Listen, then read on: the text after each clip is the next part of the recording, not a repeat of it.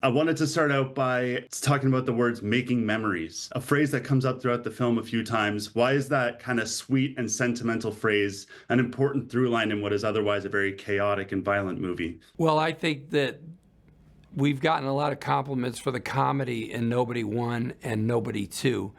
And that is the most like the comedy in Nobody Won, that line that he says multiple times, I'm making memories.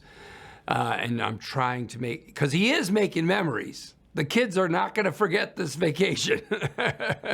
It's just not the kind of memories he thought he was going to make.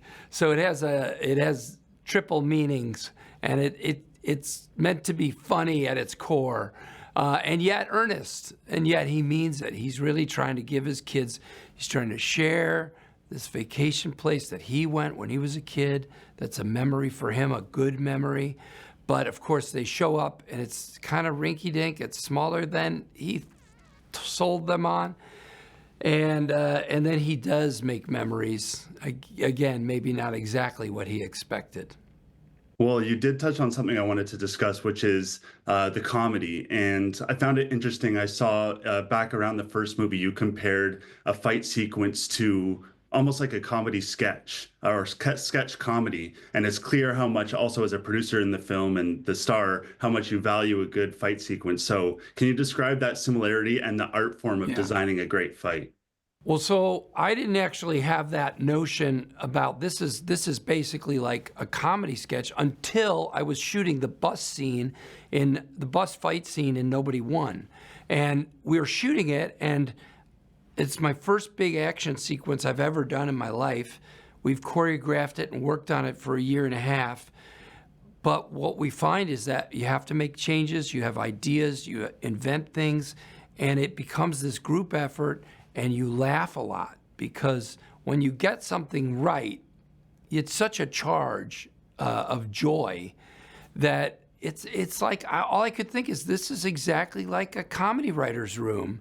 And so what I found is that it's a kind of a joyful team effort that I discovered in making Nobody Won, and it carries through to Nobody Two. We have many fight sequences in Nobody Two, more than Nobody Won.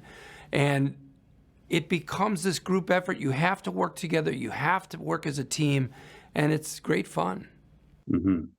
Well, someone who must have been fun to bring onto the team is Sharon Stone. And I know how much you wanted to have her, and she was hesitant about coming back to action. But what did it take to get her to come out of action movie retirement? And is it true she wanted to use real knives during her action scene? Oh, I'm sure she did. She wanted to make it as visceral and real as possible. I think the biggest question with Sharon Stone was she's been in these great films like Casino and Basic Instinct, all these things that you've seen, and I wanted to make sure she was okay with playing a big, big character, because the joy of Nobody Won and Nobody Two is you take a real guy, his tensions in his life are very real feeling, getting the garbage out to the curb on the right day, just common things, and then you end up in a James Bond, Mission Impossible style film with a grandiose villain and an operatic, cinematic ending.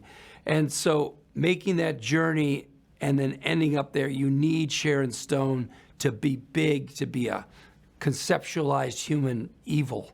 And she was all down for it, as you could see. Well, hopefully we see you in Winnipeg shooting Nobody 3. And until then, I'll see you in Toronto at TIFF. You got it. See you there.